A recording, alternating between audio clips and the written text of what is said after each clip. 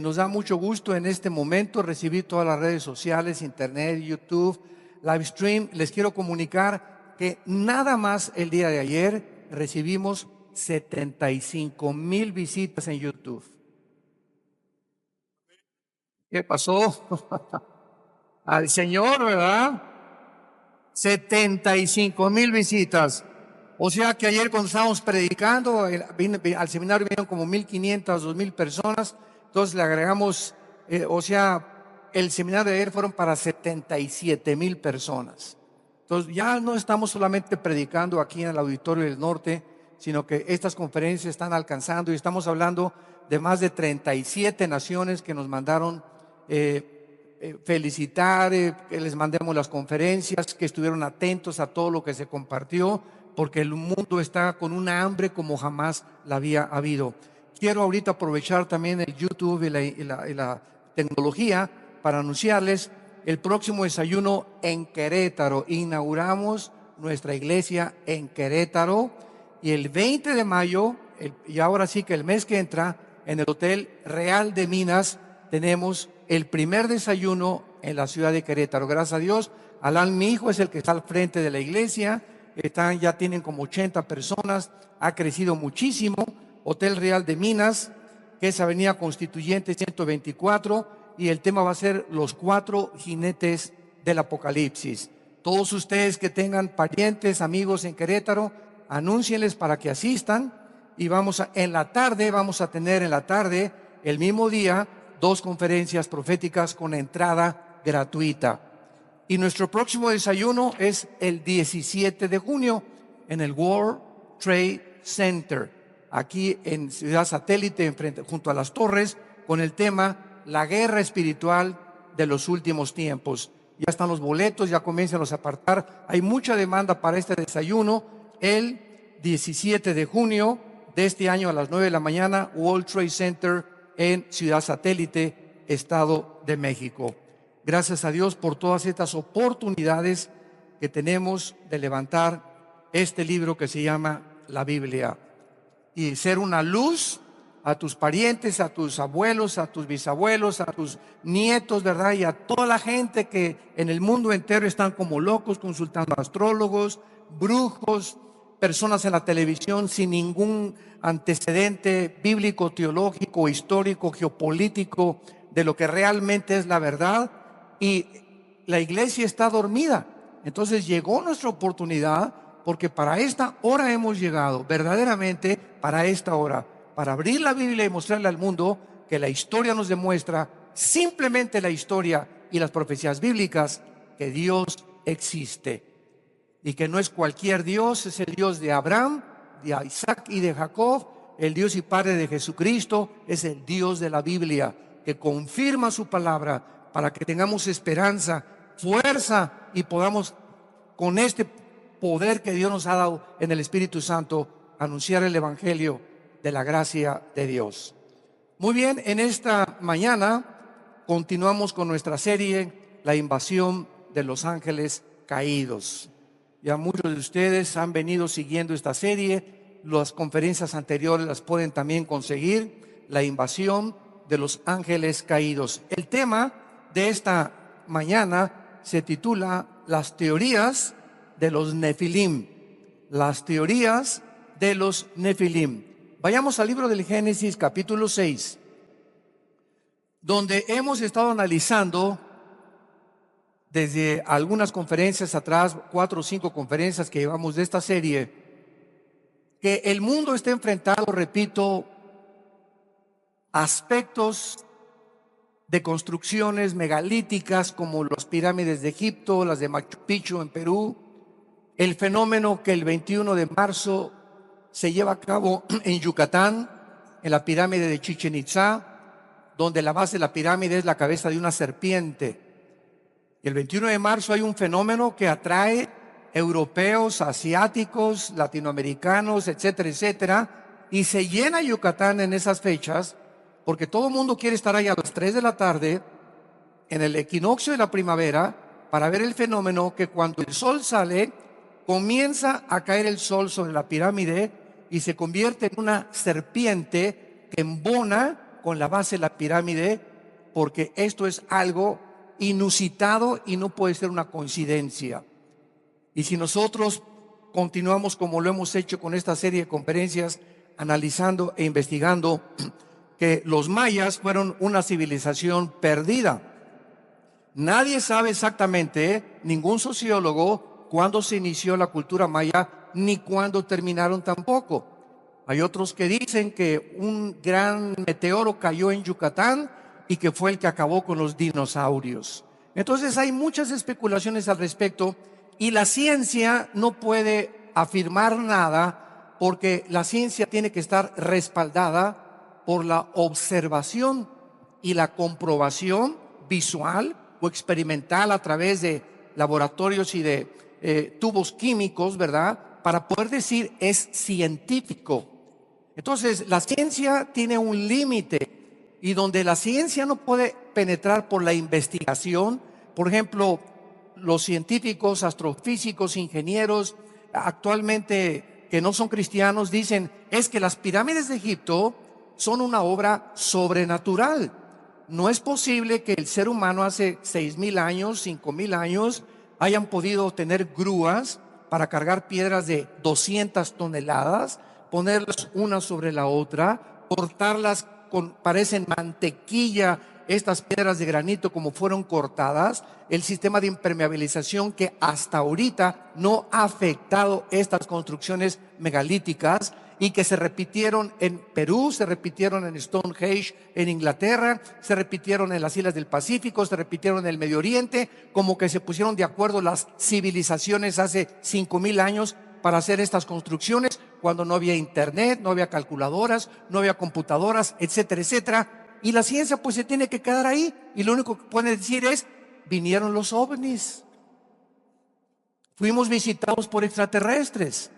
Y esta es la serie en la televisión de Discovery Channel, que es una serie muy famosa que se llama Aliens, que en español es extraterrestres. Y he escuchado, ¿verdad?, ingenieros, arqueólogos, antropólogos, que esta serie tiene ya como 25, 30 capítulos. Y todos, ¿verdad?, investigando y todos han coincidido. Fuimos visitados en el planeta Tierra por seres extraterrestres. Y ahora pasan algunos años y aparece el fenómeno OVNI y la gente pues dice, no, pues es que sí es cierto. Fuimos visitados por extraterrestres quienes les expusieron toda esta sabiduría y todo este conocimiento para todas estas construcciones megalíticas, porque esto no puede ser obra. Hace 4,000, 5,000 años los seres humanos eran agricultores, por el amor de Dios. Estaban preocupándose por ordenar las vacas y las gallinas y sacar los huevos, ¿verdad?, de las granjas. No podemos ni siquiera pensar que tuvieran las capacidades de computadoras como los mayas, que calcularon el año en 365 días, el ciclo lunar, el movimiento de las estrellas sin telescopio, sin calculadora, sin computadora. Seres que podemos decir que eran indígenas. Entonces vemos que hay una influencia en la historia del mundo que la ciencia, ahora sí que como dijo Dion Teofilito, ni lo van a poder descubrir, porque trasciende completamente la investigación científica. Pero abrimos la Biblia y comenzamos a descubrir que la Biblia es más moderna que la genética de mañana, más moderna que la historia de mañana, más moderna que la arqueología de mañana. Y como transcurre los eventos que comenzamos a ver en el mundo, volvemos a regresar. Y la Biblia tenía la razón, porque la Biblia nos abre completamente las cortinas que efectivamente este mundo fue habitado por extraterrestres. Y antes de que el ser humano fuera colocado en el huerto del Edén, ya existía una raza. Por ahí una vez me pusieron, es que el doctor Alducin dice que hubo humanos antes de Adán y Eva. Jamás he dicho eso. Fuimos habitados por ángeles caídos. Entonces, no seres humanos. El ser humano fue creado en la imagen y semejanza de Dios y somos una obra arte especial de Dios, al grado que Jesús nos llama a los cristianos hermanos de Él. En el libro de Juan, en Hebreos capítulo 2, Jesús nos llama sus hermanos. Entonces, qué increíble es que este planeta fue habitado por ángeles caídos y que hubo un juicio tremendo sobre este mundo Y cuando llegamos al Génesis capítulo 1, versículo 3 y 4, no estamos viendo la creación original de la tierra, estamos viendo la recreación. El sol y la luna ya existían, no los creó Dios, el agua ya existía, existían ya las estrellas. Satanás en Isaías 14, cuando planeó asaltar el cielo, dice Isaías 14, 2 al 14, que Satanás dijo, y todo esto fue antes de la creación del mundo: subiré al cielo, atravesaré las estrellas y seré semejante a Dios y alcanzaré su trono. Vemos entonces que antes de que fuéramos creados, ya existían las estrellas y el universo. Y cuando la Biblia dice en Génesis 1, en el principio Dios creó los cielos y la tierra, está hablando del principio de la materia, del espacio y del tiempo, tal como la ciencia lo confirma. El universo es tres elementos que conforman todo, que es el espacio, materia y tiempo. Pero en el versículo 2 del Génesis, algo sucedió. Porque ya el Espíritu Santo escribe un estado de caos en la tierra. Y la tierra estaba en estado caótico, estaba en estado de desolación, estaba en oscuridad, estaba cubierta de agua. Y no fue cubierta de agua originalmente la tierra. Dios tuvo que separar el agua para poder separar los océanos de la atmósfera. Tuvo Dios que intervenir, el Espíritu Santo se movía, el abismo existía también. Todas estas son palabras que a través de toda la Biblia están relacionadas con el mundo de la oscuridad. Dios no creó la oscuridad, Dios creó la luz. Tuvo que hacer la luz que resplandeciera en las tinieblas. Y es una imagen o un retrato de nuestro estado. Todos nosotros nacimos en tinieblas por el pecado, pero no fue la creación original de Dios. Él nos creó a su imagen y semejanza. El pecado entró a nuestra vida, se oscureció nuestro entendimiento, el mundo espiritual, nos alejamos de él, y tuvo que venir Cristo para entrar a nuestra vida y volver otra vez a conectarnos con la fuente de energía y prender el foco fundido con el cual tú y yo nacimos. Entonces, es exactamente lo que describe el nuevo nacimiento con la recreación del mundo. El mundo no fue creado en tinieblas. Dios tuvo que decir que sea la luz, que sea la energía, porque no fue creado originalmente así. Y vemos también hay muchos pasajes, ¿verdad? Job capítulo 38. En Job capítulo 38 dice la Biblia que cuando Dios estaba tomando las medidas del mundo y decía, el planeta Tierra va a tener tantas medidas, va a tener una inclinación, todo fue matemáticamente calculado, 23 grados sobre su eje, la Tierra va a girar en 365 días alrededor del Sol, va a tener esta distancia en la primavera, en el verano, en el otoño, para que podamos no aburrirnos con el mismo clima. El Sol va a estar a una distancia perfecta para no quemarnos. Les voy a poner una capa de ozono alrededor para que los rayos del Sol entren perpendicularmente a los rayos ultravioleta. En fin, todo lo que vemos a nuestro alrededor fue como un motor perfectamente afinado. El oxígeno que les voy a crear va a tener tantas cosas de nitrógeno con combinaciones de gases con oxígeno, para que cuando los seres humanos hagan y respiremos, sea exactamente la cantidad medida de químicos que nuestros pulmones y alvéolos pulmonares necesitan para sobrevivir. El corazón va a latir a tanta velocidad y le voy a hacer un mejor que cualquier motor para que les dure toda la vida este motorcito que traemos adentro. Y todavía ante todas esas cosas hay hombres irracionalmente que dicen, no hay Dios. Como dice el Salmo 14, el necio dice en su corazón, no hay Dios. La necedad más grande, de acuerdo a la Biblia, del ser humano, el grado más absurdo de razonamiento que el ser humano ha llegado, es cuando el ser humano se atreva y se dice, no hay Dios. Somos obra del accidente. Aparecimos de repente. Una explosión del Big Bang en el universo. Y como yo les he preguntado a los ateos, ¿y el pensamiento quién lo creó? La materia no produce el pensamiento. La materia no produce la conciencia. La materia no produce la inteligencia. Esto no es el resultado de algo químico en una olla que se comenzó a mezclar y de repente pues ya el cerebro pudo pensar y adquirir conciencia del universo. Esta es la razón por la cual Dios le llama necios a aquellas personas que por su soberbia intelectual niegan su existencia. En Génesis capítulo 6, que es el pasaje clave de toda esta serie, nos habla que hubo una invasión de estos ángeles desde el principio de la creación.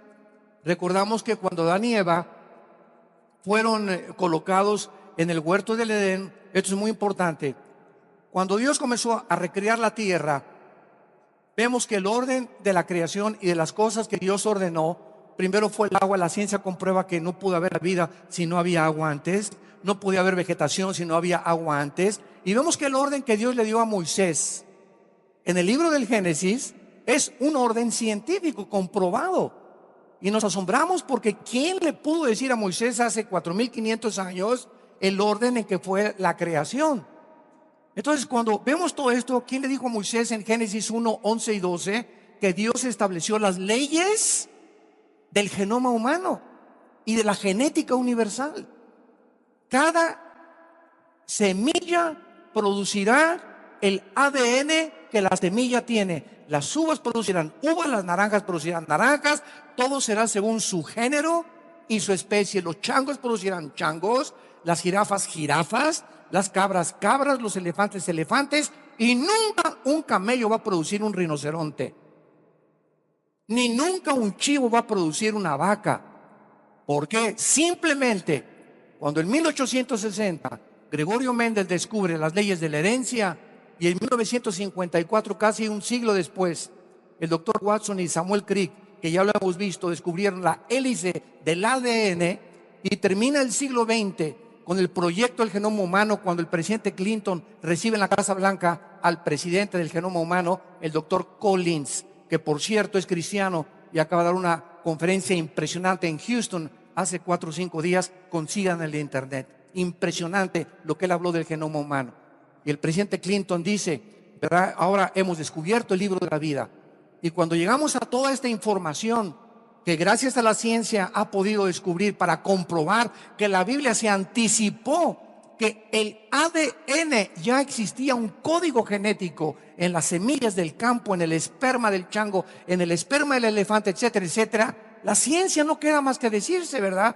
No es que no es un descubrimiento, la Biblia se anticipó a todos los descubrimientos que en el siglo XXI estamos llegando. En el 1970, 75, 80 comenzamos con, ¿se acuerdan los primeros celulares que parecían tabiques o ladrillos de este tamaño? Y llegamos al internet, y ahora es increíble la evolución y el avance científico de todo lo que está sucediendo. Pues la Biblia se adelantó 2000 años. Apocalipsis capítulo 13, que el anticristo ahora que venga va a mandar marcar a toda la gente. ¿Cómo podía hace 2000 años el apóstol Juan escribir que vendría un tiempo en la humanidad cuando se podría controlar económicamente a la gente con una marca si las computadoras no hubieran sido inventadas? Y la Biblia tenía razón. Apocalipsis capítulo 11, cuando los 2 testigos sean muertos. Estoy hablándoles, damas y caballeros y santos de Dios, estoy hablándoles de eventos que fueron escritos hace 2000 años por el apóstol Juan cuando estuvo exiliado en la isla de Patmos, que es el Apocalipsis. Y en el capítulo 11 del libro de Apocalipsis dice la Biblia que cuando el anticristo mate a los 2 testigos, escucha esto, que el mundo entero, las tribus, las lenguas y las naciones van a ver el mismo evento en Jerusalén. ¿Cómo podría ser esto realidad si no se hubieran inventado los satélites de comunicación en el espacio? La Biblia se anticipó 2000 años que vendría el tiempo cuando prenderías un aparato que se llama la televisión, que comenzó en el siglo XX apenas, y verías lo que está pasando ahorita en China, los cohetes que están mandando a Siria, lo que está pasando en la India, en la televisión, gracias a los satélites que fueron puestos en marcha a partir de los 70 en el siglo XX. La Biblia es más moderna que el periódico de mañana en la mañana, es la palabra inspirada de Dios. Los cielos y la tierra pasarán, pero mis palabras, dijo Jesucristo, permanecerán y darán testimonio que yo se los dije antes, para que cuando suceda, escuchen esto, no tengan miedo, no tengan temor, porque se los dije con anticipación.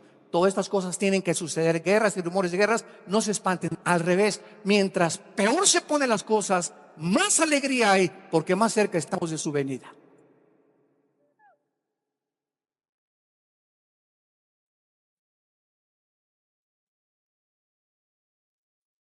Dios, pues, cuando recrea el planeta, pone un huerto y lo siembra cerca de Xochimilco, en Guatemala, en Estados Unidos. No, la Biblia nos dice que el huerto del Edén fue plantado junto a dos ríos que nacen en la Turquía moderna y que recorren casi 2000 kilómetros y desembocan en el Golfo Pérsico. Ahorita el Golfo Pérsico está controlado por Irán, desgraciadamente. Y por el Golfo Pérsico circula casi el 65% del petróleo hacia el occidente. Los iraníes, si se pone la cosa tremenda, pueden bloquear el Golfo Pérsico y sumir en un caos a Europa, aislándola completamente de este líquido precioso que se le llama el oro negro, al petróleo. Bueno, ahí precisamente junto al río Éufrates y el río Tigris, dice Génesis capítulo 2, versículo 10 en adelante, ahí fue plantado un huerto. Escuchen esto, no la tierra entera un huerto del Edén. No era toda la tierra un huerto del Edén, como muchos han creído, que toda la tierra era el huerto del Edén. No, era un pequeñísimo lugar geográfico donde Dios le asignó a la primer pareja para ahí probar a esa pareja, a través de la cual vendría el Mesías y todo el programa de Dios. Pero cuando Adán y Eva son plantados ahí en el huerto del Edén, ya estaba ahí en el huerto del Edén Satanás y sus ángeles. Ya estaban en el planeta Tierra.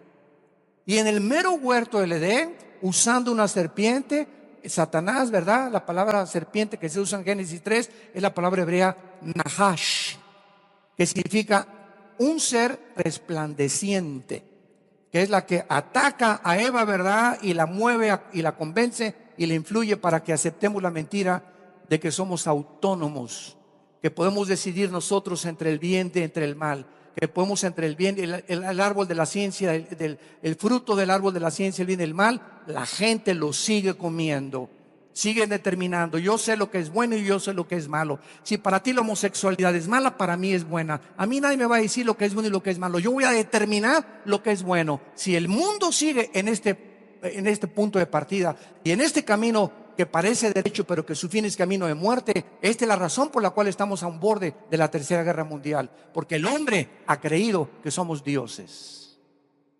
Los nazis lo creyeron, los fascistas lo creyeron, los comunistas lo creyeron, los brujos lo creen, los humanistas lo creen. ¿Por qué? Porque es la mentira del árbol de la ciencia del bien y del mal. Tú decides lo que es bueno para tu vida y lo que es malo para tu vida.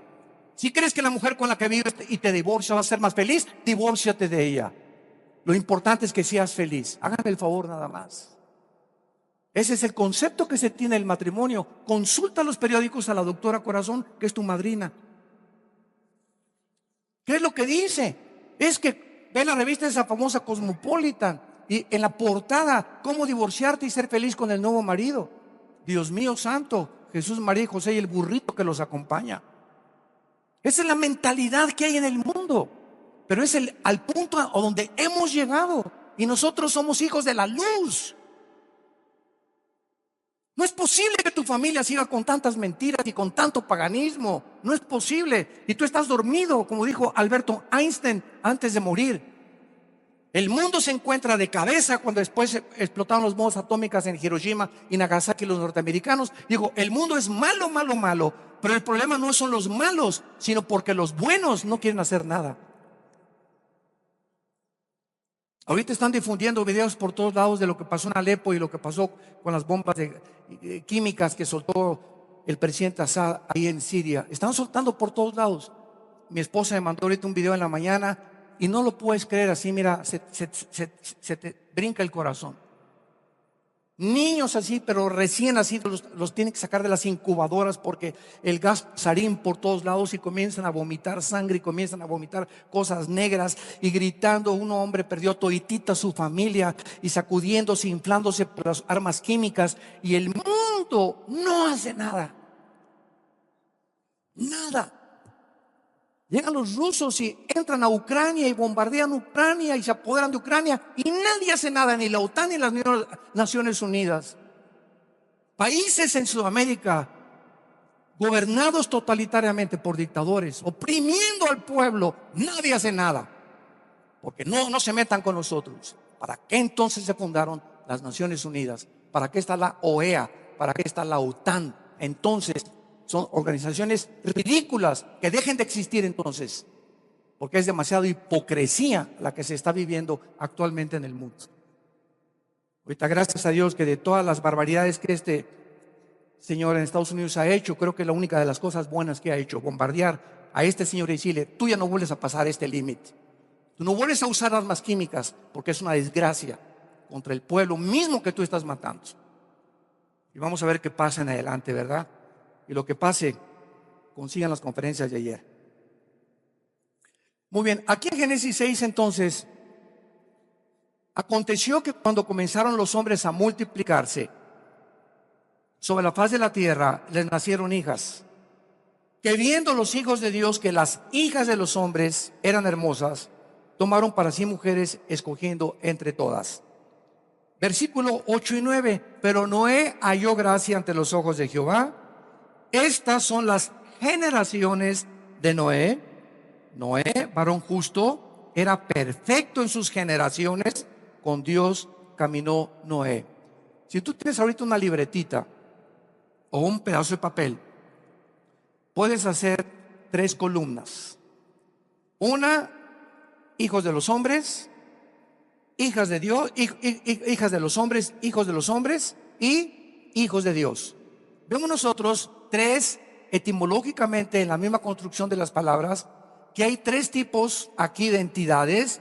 Cuando los hombres, está hablando de los seres humanos. Los hombres es la palabra hebrea Adaham, de ahí viene la palabra Adam. Este es Adham. Cuando los hombres comenzaron a multiplicarse y les nacieron hijas. ¿Hijas de quiénes? De los hombres, de los seres humanos. Que aquí entra en el versículo 2 una nueva entidad: los hijos de Dios. Los hijos de Dios ven que las hijas de los hombres eran hermosas, y entonces tomaron mujeres, y dice el versículo 4 que el producto de esta mezcla de estos hijos de Dios con las hijas de los hombres humanas, nacieron monstruos de 4 o 5 metros de altura, llamados los Nefilim, que se tradujeron como los gigantes o los caídos, de 4 o 5 metros, con 12 dedos en las manos y 12 dedos en los pies. Y hay solamente teológicamente hablando, hay solamente 2 teorías para explicar Génesis capítulo 6. Uno de los problemas, ¿verdad?, que existe es la teoría de los descendientes de Set, si tú lo quieres apuntar. Esta teoría dice que el fracaso de los hijos de Set, al no haberse mantenido una línea mundana, vinieron los descendientes de Caín. O sea, después de que Caín mata a Abel, Set permanece fiel, mientras que la línea de Caín se pervirtió. Entonces, las hijas de los hombres son las descendientes de Caín, y los hijos de los hombres, los descendientes de Set. El problema es el siguiente: si realmente esta es la única explicación que hay de que las hijas de los hombres son hijas de Caín y que los hijos de los hombres son los descendientes de Set, aunque tú mezcles a una mujer mala con un hombre bueno o viceversa, no nacen monstruos de 4 o 5 metros que vivieron durante 1000 años en el planeta Tierra. Y hasta 2 Samuel capítulo 21, como lo vamos a ver, David fue el que exterminó a los gigantes, a los Nefilim. Ahora, esta teoría que enseña que son las hijas de los hombres descendientes de Caín y los hijos de los hombres descendientes de Set, no pueden explicar hasta este momento de dónde salieron los gigantes, ni modo que las hormigas los hayan parido. ¿Y cuál es la otra teoría que ha sido aceptada por la mayoría de los mismos padres de la iglesia, como José Flavio Josefo, Justino Mártir, Irineo, Atenágoras, Clemente de Alejandría, Tertuliano, Martín Lutero, Hal Lindsey Reinhouse, Pember, el director de Cristo para las Naciones en Estados Unidos, Dennis Goodman, los más grandes teólogos han aceptado y han acabado coincidiendo en que aquí hubo una intervención entre ángeles y seres humanos. Y entonces surge el problema de explicar Mateo 22, cuando Jesús dijo, porque de ahí se agarran, es que Mateo dijo que cuando nosotros, que los ángeles no se casan ni se dan en casamiento, sino que seremos como los ángeles en el cielo. Pero aquí está hablando de los ángeles caídos que bajaron a la tierra, y aquí funciona el genoma humano. Tal vez en el cielo no, pero cuando nosotros muramos, dice Isaías capítulo 65, que continuará la reproducción humana. En el milenio vamos a seguir teniendo hijos.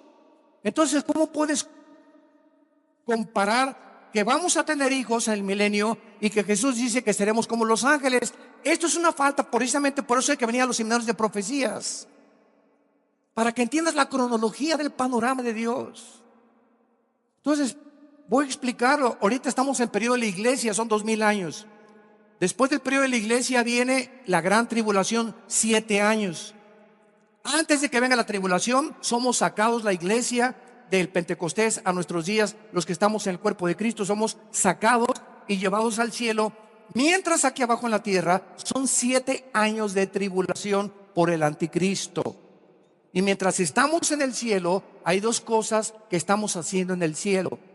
Primera de Corintios capítulo 3, Romanos 14, 10, y es el tribunal de Cristo, Apocalipsis capítulo 19. Vamos a ser juzgados no por la salvación, sino por lo que dejamos de hacer y por lo que hicimos mientras estábamos en el cuerpo. Se llama el tribunal de Cristo, el bema en el griego con B de burro, bema. Romanos 14, 10. Y después de que seamos juzgados y sean entregadas las recompensas y Dios declare quiénes de nosotros vamos a sentarnos en tronos, porque no todos los cristianos vamos a sentarnos en tronos. Dice Apocalipsis 20, versículo 2 y 3, y los que fueron dignos, dice Juan, vi los que fueron dignos de sentarse en tronos. Y en Apocalipsis 2 y versículo capítulo 3, Jesucristo al mensaje a las 7 iglesias dice: a los que vencieren gobernarán junto conmigo como vicerregentes. Entonces, no todos los cristianos vamos a gobernar. Van a estar muchos, ¿verdad?, en el milenio, pero no todos. Después del milenio, después de los 7 años que sigue, el milenio de Cristo. Entonces el anticristo es destruido, bajamos todos los santos, la iglesia, en la segunda venida de Jesucristo, y comenzamos a reinar 1000 años con Él. Y durante estos 1000 años, la tierra y los cielos todavía van a ser los mismos.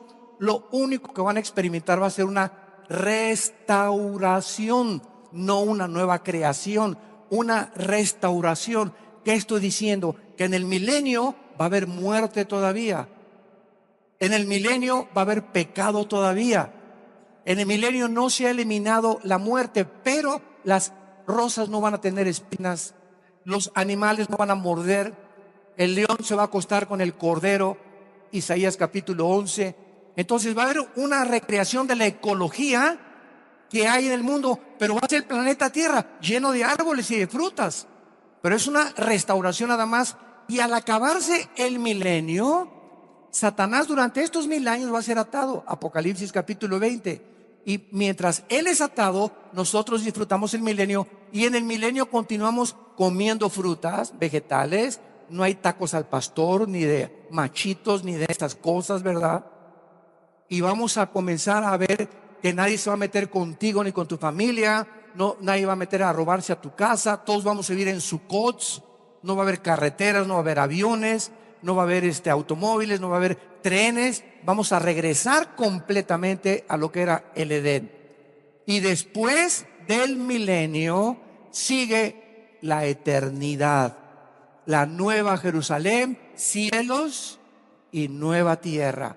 Y ahí sí, Apocalipsis 20 del 11 al 15, dice Dios: y vi que la tierra desapareció y los cielos también, los que tenemos ahorita, Marte, Júpiter, Saturno, las galaxias, Andrómeda, el Sol, nada de lo que está ahorita va a continuar, van a desaparecer. ¿Cuándo?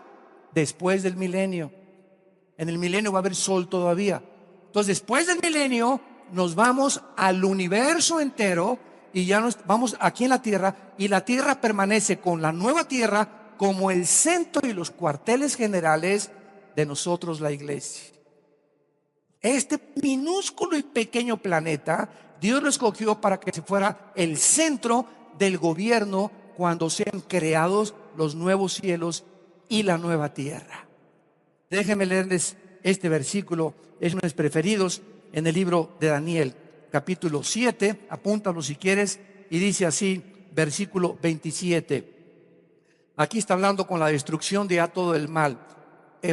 Daniel 7, 27. Y que el reino singular y el dominio de la majestad singular de los reinos plural, debajo de ¿dónde? De todo el cielo, sea dado al pueblo de los santos del Altísimo, cuyo reino es reino eterno, y todos los dominios les servirán y obedecerán. Dios, después de que acabe todo su plan, esto está en el Apocalipsis, así termina la Biblia, es el capítulo 22 de Apocalipsis. Ahí aparece la palabra, y ya no habrá maldición, y ya no habrá muerte, hasta ahí, hasta después del milenio, y entonces ya los cielos serán renovados, y ahí es donde ya no va a haber matrimonio. Adiós, mundo cruel, ya nunca te veré. Pero muchos me decían, ¿verdad? Oye, pero en el milenio, ¿cómo puede haber reproducción, verdad? Yo creo que los que se van a casar en el milenio, perdón, no se van a casar. El matrimonio instituido por Dios en la ley civil, Deuteronomio, fue instituido por la dureza del corazón, para que cuando una mujer se una con un hombre, el hombre no se haga con Domingo 7 y te diga, pues vamos a rejuntarnos. No necesitamos un papel que es un acta de matrimonio para demostrar nuestro amor. No le creas a ese mentiroso. No, papacito, el sexo es una responsabilidad muy grande delante de Dios. ¿Y qué tal si me embarazo y sales con Domingo 7 y te vas, que porque te vas con otro y comes con la pancita ya no te gusto? ¿Qué defensa tiene la mujer? Ese papelito que se llama acta de matrimonio. Así el sinvergüenza y el halcón se fue, pues voy ante un juez a que por lo menos abogue yo, que me den sostén para mis hijos y pelear lo que yo puedo pelear. Entonces se necesita el acta de matrimonio mientras estamos en un mundo de pecado. Pero cuando venga el milenio no vamos a necesitar eso, porque será la tierra llena de la justicia de Jesucristo, y hay de aquel cuervo que maltrata a su esposa, porque le va a morir a los 100 años de edad. Dice Génesis, Isaías capítulo 65. Ahora bien, dicen estas personas que las personas que sobrevivan cuando Cristo regrese después del Armagedón, una tercera parte de la humanidad sobrevivió. ¿Cuántos somos ahorita de habitantes? 7.5 billones. 7.5 billones. Una tercera parte, estamos hablando aproximadamente de 2 billones que van a quedar vivos cuando Cristo venga, y los demás van a morir, porque dice Apocalipsis 6:4 en el cuarto sello, y en la quinta trompeta en Apocalipsis 9, que mueren primero una cuarta parte y después una tercera parte. Imagínense nada más. ¿Saben qué significa esto? Cuando venga Jesucristo, los únicos continentes que van a sobrevivir son Europa y el Medio Oriente. Porque las únicas naciones que se mencionan en la Biblia son las que están en el Medio Oriente, algunas de Asia y el Medio Oriente. Entonces, ¿qué va a pasar con el continente donde tú y yo vivimos, que se llama el continente americano? Desde Alaska a la Patagonia desaparecieron. Adiós, ahí nos vemos. Por bombas nucleares. En el cuarto sello, una cuarta parte de la humanidad muere. Estamos hablando que en los primeros bombazos, casi 2.500 millones de personas van a desaparecer. Y el otro día me puse a hacer cálculos cuánta gente había desde Alaska hasta la Patagonia, y más o menos es la cantidad. Así que adiós Oaxaca, ¿verdad? Y adiós Guatemala y Argentina y Estados Unidos y Alaska, etcétera, etcétera, porque cuando venga Jesucristo, ¿quiénes son esos 2 millones, 4 millones que estamos hablando que van a desaparecer? O 5 millones, ¿quiénes son? 5,000 millones, perdón, ¿quiénes son? Tienes que buscar en el globo geográfico donde se localiza esta cantidad de personas. Entonces, esto es muy interesante. Entonces, vemos nosotros, regresamos a Génesis, a nuestro pasaje, que se nos habla de estos hijos de Dios. Ahora bien, esa teoría de Set y de las hijas de Caín es absurda y no se puede sostener. Repito, porque no pueden, los que creen eso, ¿de dónde salieron? Los gigantes. Y la mayor parte de los padres de la iglesia y de los mismos teólogos del siglo XX y siglo XXI creen y han aceptado que los hijos de Dios son los ángeles caídos. Y el peso más grande teológicamente de esto es que en todo el Antiguo Testamento la frase hijos de Dios se refiere siempre, siempre, siempre a los ángeles caídos. Veamos rápidamente el libro de Job como un ejemplo. Y dice Job capítulo 1 y capítulo 2, versículo 6, Job 1:6. Un día vinieron a presentarse delante de Jehová los hijos de Dios. En el hebreo es Ben Elohim. Ben en el hebreo con B grande es hijos. Elohim es Dios. Vinieron los hijos de Dios, entre los cuales vino Satanás. Imagínate nada más, ¿no? Entre los cuales venían los hijos de Set y las hijas de Caín. No, ¿verdad? Estamos hablando de algo en el cielo. Vinieron acompañando a Satanás los hijos de Dios, entre los cuales vino Satanás. Capítulo 2 de Job, versículo 1. Aconteció que otro día vinieron, ¿quiénes? Los hijos de Dios, para presentarse delante de Jehová. Y Satanás vino también con ellos, presentándose delante de la tierra. Aquí vemos que esta frase, los hijos de Dios, se refiere a los ángeles caídos, a los ángeles que se rebelaron con Lucifer al principio de la creación del universo. Y vemos en el capítulo 38 del mismo libro de Job, versículo 4, donde se nos describe una escena de el origen del universo, antes de que el hombre existiera. Estamos hablando que antes de nosotros, ¿quién existía? Los ángeles, ¿verdad? La rebelión de Lucifer fue antes de que el hombre fuera creado. Cuando el hombre fue creado, Lucifer ya estaba en el huerto del Edén como un querubín caído.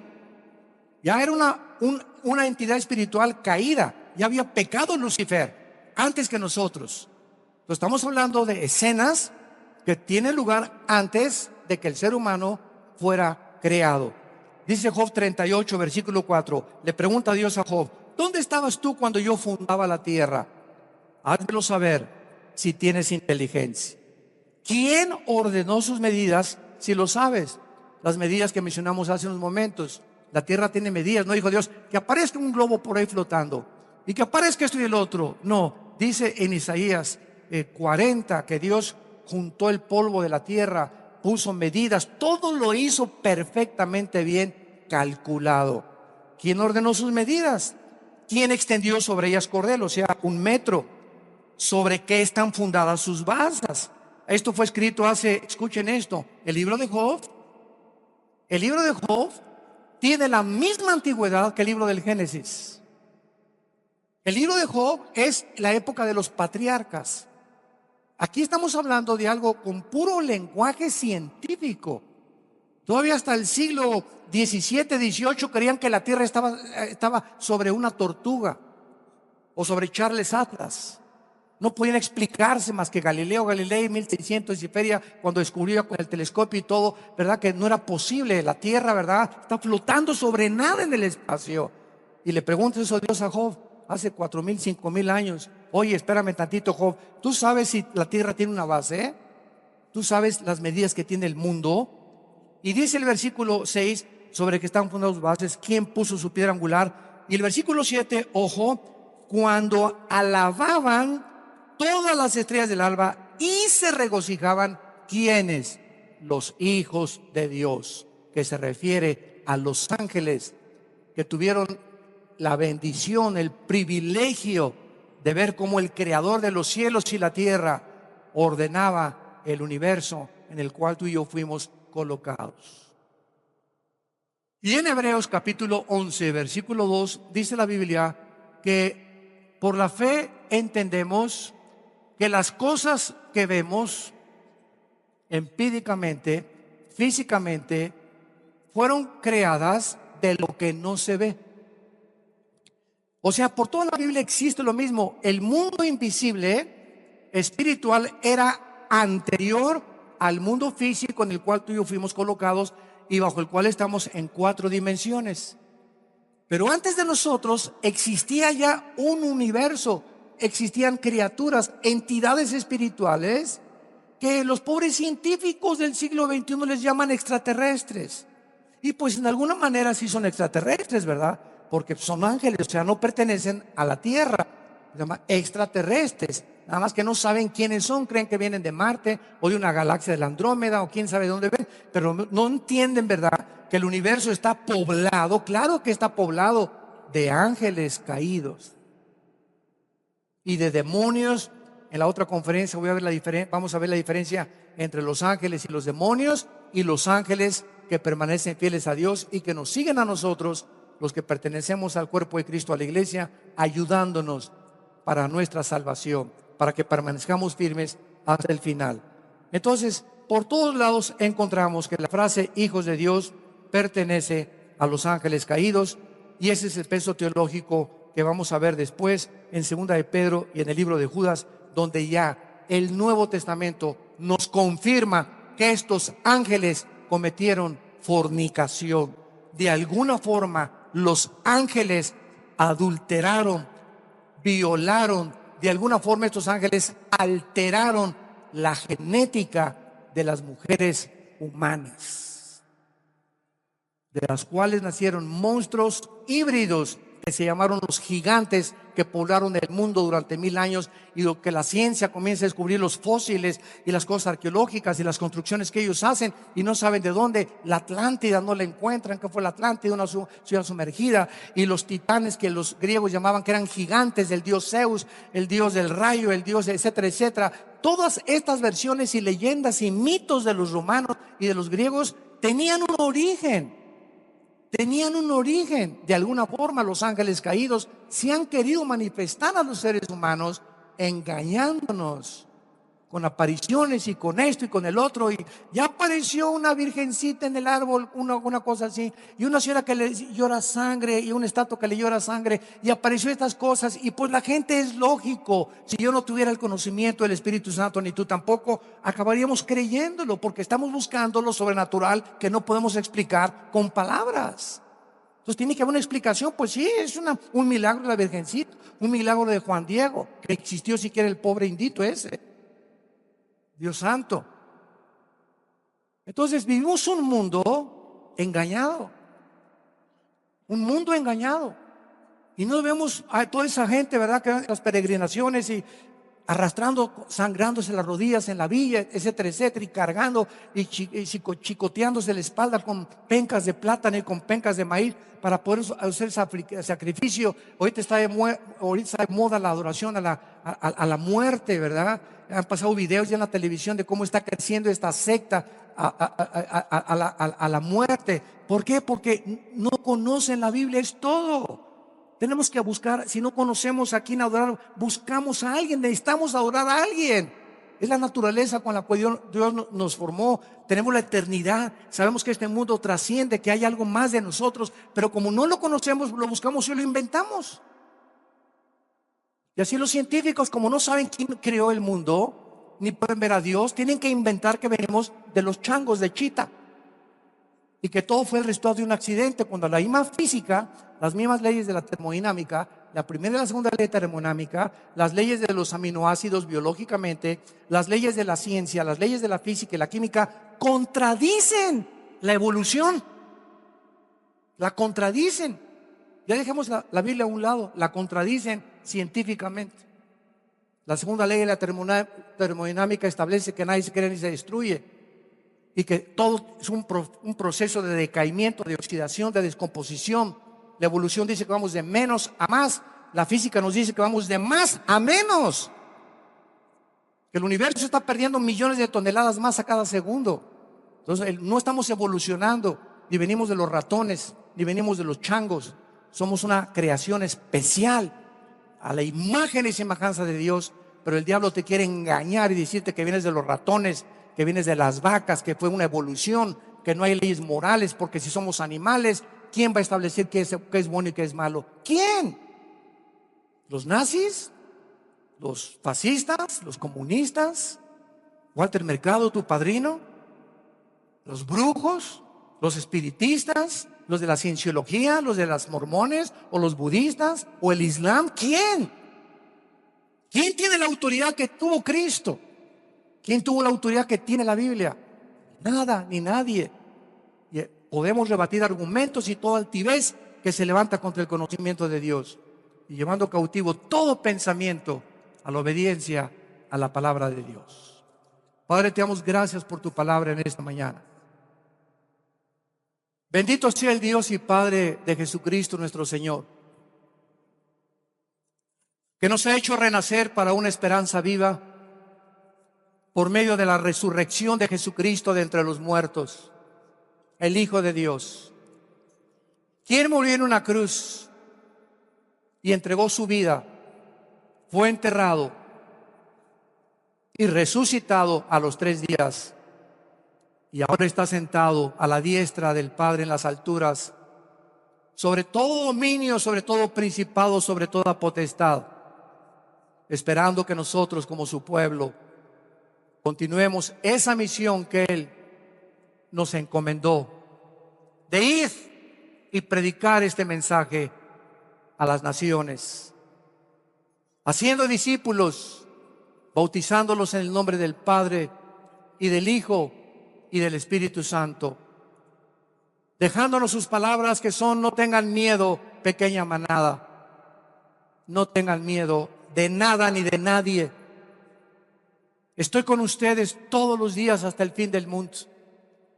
Nadie te podrá hacer frente durante todos los días de tu vida. No tengas temor, no desmayes, esfuérzate, sé valiente. Yo estoy contigo, que te esfuerzo y te ayudo. Los que se enojan contra ti serán avergonzados, y ninguna arma contra ti prosperará, porque esta es la herencia que el Dios creador de los cielos nos ha dejado por pertenecer a su familia espiritual y ser llamados hijos e hijas de Dios. Te damos gracias por tu muerte en la cruz, Señor, y porque en este momento muchas personas que nos escuchan pueden invitarte ante este momento tan solemne como su Señor y su Salvador en sus vidas. Si tú quieres invitar a Jesús en este momento a tu vida, simplemente dile: mi Señor y mi Dios, creo que tú en esa cruz pagaste con tu sangre por mis pecados. Creo que a los 3 días te levantaste y venciste la muerte para dejarme la esperanza que esta vida no lo es todo, que en el día de mi muerte el polvo deshará mi cuerpo, pero el alma y mi espíritu se reunirán contigo en un cuerpo nuevo que tú has diseñado para la eternidad. Entra a mi vida, Jesús, como mi Señor, y dame el poder en el Espíritu Santo de vivir para ti. En el nombre de Jesús. Amén.